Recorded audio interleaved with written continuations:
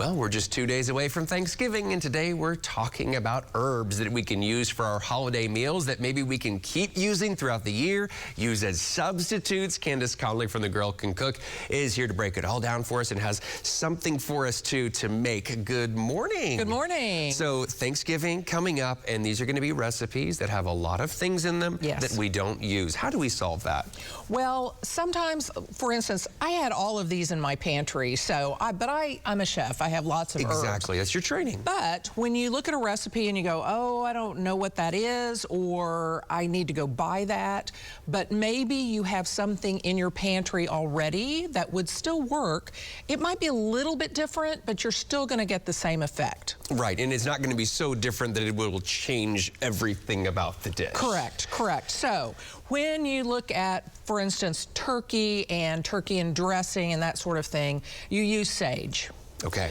And most people only use sage around the holidays. And it smells like the holidays, you know? Yeah. So this is sage, and this is ground, but it's also rubbed. Now, and that just brings out the flavor of the sage. So sage is very earthy, you know, smells very strong. Yeah. But if you don't want to buy a jar of sage, and let's be, you know, honest, herbs are expensive. Right, especially, again, you're just using them once or twice a year. Right, but you might, in your pantry, already have dried rosemary. Okay. Rosemary is a reasonable substitute for sage. Okay, great. So you would have sage and rosemary and then here's an odd one that you might not even think of. Okay. Oregano.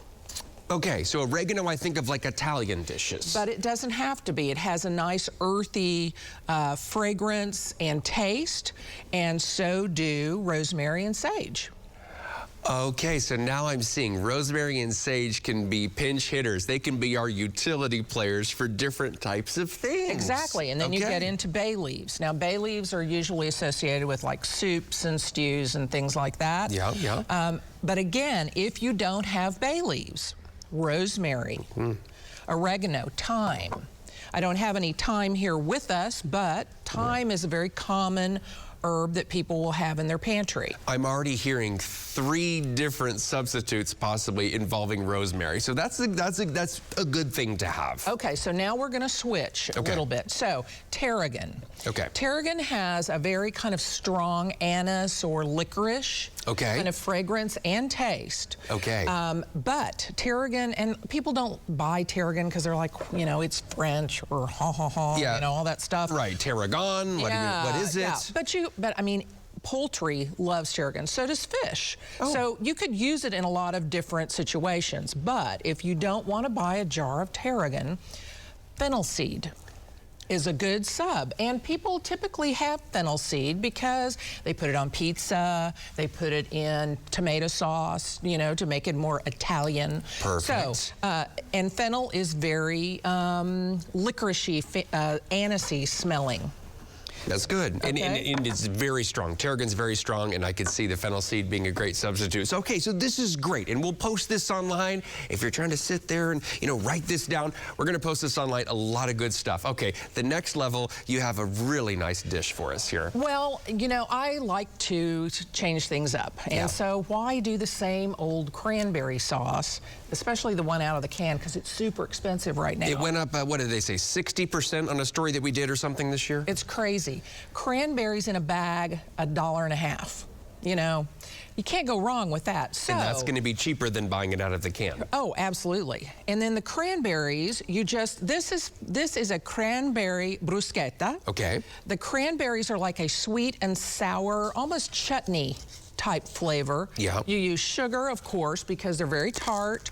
Then you have red wine vinegar, a shallot, and then let it simmer, and it does its own thing in terms of being jellied because it's got so much pectin in it. That's perfect. So you don't have to add, like, let's go out and get gelatin, let's go out and get this.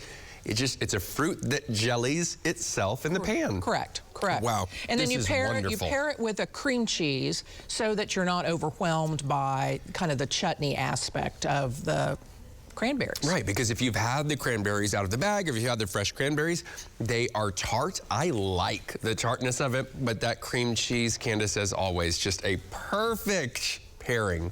thank you so much for this great advice and this great recipe. My pleasure. Newson6.com/recipes for more, and have a very happy Thanksgiving to you. Yes, you too.